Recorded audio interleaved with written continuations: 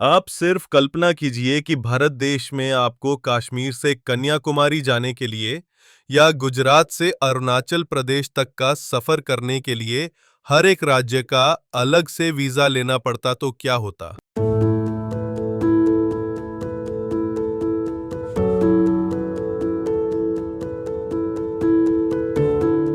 आज हम बिना किसी रोक टोक के पूरे देश में भ्रमण कर सकते हैं, तो उसका श्रेय सिर्फ एक महापुरुष को जाता है, और वो है आधुनिक भारत के प्रथम डेप्यूटी प्राइम मिनिस्टर और होम मिनिस्टर सरदार वल्लभ भाई पटेल।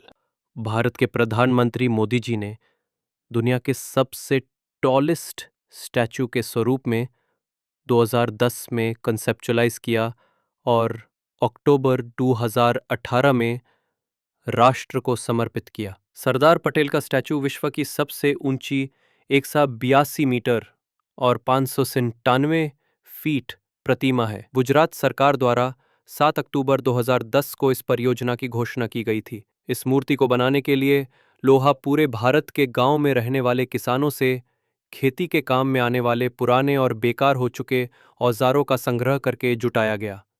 सरदार वल्लभ भाई पटेल राष्ट्रीय एकता ट्रस्ट ने इस कार्य हेतु पूरे भारतवर्ष में 36 कार्यालय खोले, जिससे लगभग 5 लाख किसानों से लोहा जुटाने का लक्ष्य रखा गया।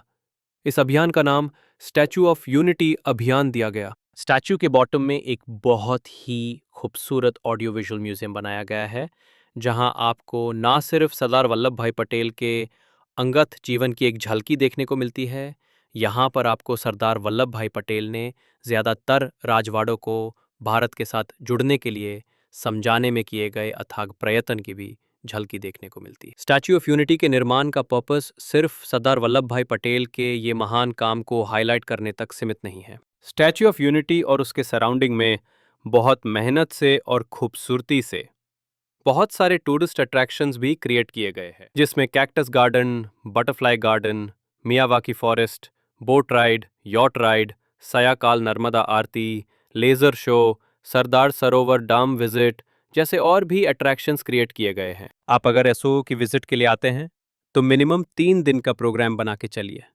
ये हमारी सलाह है। एक पूरा दिन आपको स्टैचू की विजिट और एसपी के जीवन के अलग पहलुओं को समझाना में जाएगा। बाकी के 2 या 3 दिन में आप अपनी रुचि, फुर्सत और कन्वीनियंस के हिसाब से बाकी के अट्रैक्शंस में डिवाइड कर सकते हैं।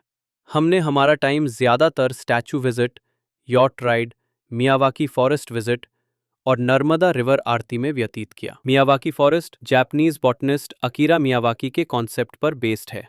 इसमें बहुत ही कम समय में ज़्यादा घने जंगल को डेवलप किया जा सकता है। यहाँ पर पहुँचाने के लिए आप ट्रेन, रोड और फ्लाइट का इस्तेमाल कर सकते हैं। आप पूरे विश्व में कहीं से भी फ्लाइट से बड़ौदा तक पहुँच सकते हैं और फिर वहाँ से बाय रोड एसओयू तक पहुँच सकते हैं।